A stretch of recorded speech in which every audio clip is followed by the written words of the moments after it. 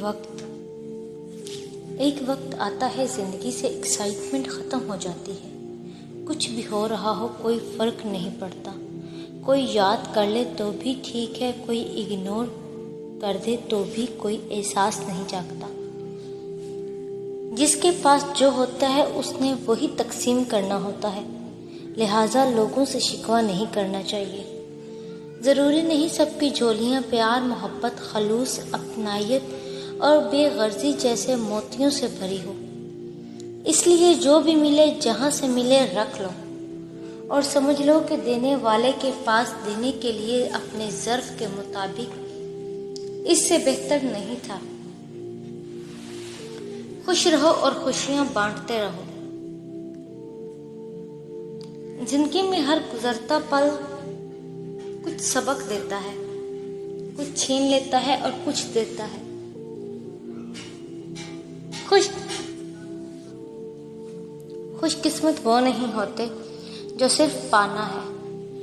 اصل میں خوش قسمت وہ ہے جو وقت سے سیکھتا ہے.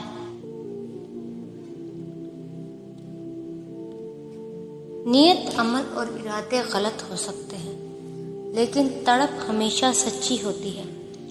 تڑپے بغیر کوئی نہیں روتا, بے چین ہوئے بغیر کوئی طلب نہیں کرتا, یا دوا زخم ملے بغیر کوئی نہیں مانگتا. دنیا میں اگر کسی چیز کو پہلی فرصت پہ رکھنا بہت ضروری ہے تو وہ ہے آپ کا ذہنی سکون. باقی سب عارضی چیزیں ہیں, وقتی ہیں, سب دنیا داری ہے. رشتہ دار محبت کے محتاج ہیں لیکن محبت رشتہ داروں کے محتاج نہیں ہے. محبت کا رشتہ بھی زمین اور سورج جیسا ہے, درمیان میں کوئی تیسرا آ جائے تو گرہن لگ ہی جاتا ہے. غلطی ماننے اور گناہ چھوڑنے میں کبھی دیر مت کرو کیونکہ سفر جتنا طویل ہوتا جائے گا واپسی اتنی ہی دشوار ہوگی. محبت کرنا گناہ نہیں ہے, محبت میں بہک جانا گناہ ہے. کہتے ہیں محبت میں سب کچھ جائز ہے, غلط کہتے ہیں. محبت وہ جائز ہے جس میں پاکیزگی ہو.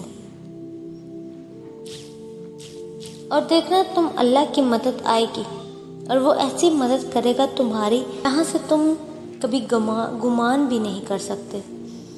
پھر وہ وہاں سے عطا کرے گا اور تم شکر کرتے کرتے تھک نہیں پاؤ گے اور تمہیں پتہ چل جائے گا وہ دینے پہ آتا ہے تو اپنے بندے کو بے لوث دیتا ہے اور بے حساب دیتا ہے. بے شک اللہ ایک کن سے ناممکن کو ممکن میں بدلنے پر قادر ہے. بدترین سے نہیں گزرو گے تو بہترین کی چاہ کہاں سے آئے گی تم میں. اگر یہ مشکلات نہ آئیں تمہاری زندگی میں تم تو اللہ کو بھول جاؤ. یہ مشکلات تمہیں رب کے قریب تمہیں یہ یاد دلاتی ہیں کہ اللہ کے سوا کوئی نہیں جو تم سے تمہارا غم دور کرے اور خوشیاں عطا کرے. اپنی زندگی میں اگر سکون چاہتے ہیں تو شکوے کی جگہ شکر کو جگہ دیں. یہ ہر جگہ ہے, یہ آنکھ نہیں ہے جو انہیں دیکھتی ہے بلکہ یہ یقین ہے جو ہر ناممکن شے میں ممکن کا ہونا ڈھونڈتا ہے. اور جو توکل رکھتے ہیں ان کے لیے اللہ وہاں سے وسیلے بناتا ہے جہاں کوئی گمان نہیں جا سکتا. کسی اشارے کے انتظار میں ہونا. مطمئن ہو جاؤ کہ تمہارا رب تمہیں اشارہ ہی کر رہا ہے. اس نے تمہیں اتنے قریب کر لیا ہے کہ اس سے بات کرتے تمہاری آنکھیں بھیگ جاتی ہیں. ہر وقت اسے راضی کرنے کی کوشش میں ہو. تو جس رب نے تمہیں اتنے قریب کر لیا کیا وہ تمہیں ادھورا چھوڑ دے گا؟ عنقریب وہ تمہیں اتنا دے گا کہ تم راضی ہو جاؤ گے. اللہ کی خاطر کچھ قربان کرنے کا نتیجہ بہت جلد سامنے آ جاتا ہے. ابراہیم علیہ السلام خواب سے اٹھ کر بیٹے کو قربان گاہ تک لے گئے تھے. بیٹے کی گردن پر چھری رکھنے سے پہلے ان کو بیٹا لوٹا دیا گیا تھا. آپ کو بھی حرام چھوڑنے پہ حلال کا انعام جلد ملے گا انشاءاللہ.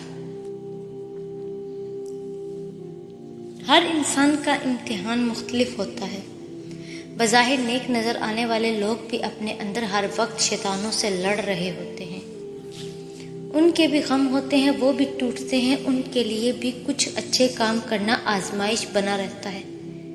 کسی کے لیے پردہ، کسی کے لیے زبان کی خیانتیں اور کسی کے لیے سچ بولنا، ہر شخص کا امتحان مختلف ہوتا ہے۔ آپ اپنا موازنہ دوسروں سے نہ کریں۔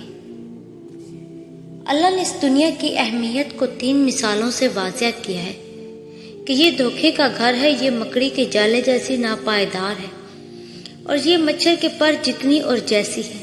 ہمارے سمجھنے کے لیے یہ کافی مثالیں ہیں، لیکن ہم وقت پر سمجھنا نہیں چاہتے۔ شاید تمہارے آنسو جو تمہاری روح میں اترتے ہیں پر کسی کو دکھائی نہیں دیتے، وہ اللہ پاک دیکھتا ہے، وہ تمہاری تکلیف سے بے خبر نہیں ہے۔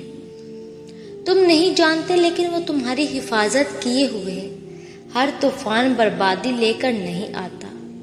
جیسے حضرت نوح علیہ السلام کے لیے طوفان ہار نہیں بلکہ جیت لایا تھا، ویسے ہی تمہاری آزمائش تمہاری جیت بن جائے گی۔ آغاز میں چوٹ ہے تو اختتام میں شفا بن جائے گی۔ وہ تمہیں ایسے نوازے گا کہ نمازوں میں تمہارے گرنے والے آنسو اللہ پاک جی کی رحمت پر حیران رہ جائیں گے۔ اگر چاہتے ہو کہ تمہاری سب دعائیں قبول ہو جائیں تو تہجد پڑھا کرو اور اللہ پاک سے اپنے دل کی سب باتیں کیا کرو۔ اس وقت اللہ تعالیٰ ہمارے بہت قریب ہوتا ہے۔ حضرت سلیمان علیہ السلام نے ایک چونٹی سے پوچھا، تمہاری سال بھر کی خوراک کتنی ہے؟ چونٹی نے کہا، چاول کے 2 دانے۔ حضرت سلیمان علیہ السلام نے چاول کے 2 دانے ڈال کر سوراخ بند کر دیا۔ 1 سال بعد سوراخ کھول کر دیکھا تو چاول کا 1 دانہ باقی تھا۔ حضرت سلیمان علیہ السلام نے چونٹی سے کہا، تم نے چاول کا دانہ کیوں بچایا ہوا ہے؟ تو چونٹی نے کہا، پہلے بات خدا کی تھی کہ اگر میں 2 دانے کھا بھی لوں گی تو وہ اور دے گا، لیکن اس بار میرا رزق انسان کے ہاتھ میں تھا، اس لیے چاول کا دانہ بچا کر رکھا کہ پھر ملے یا نہ ملے۔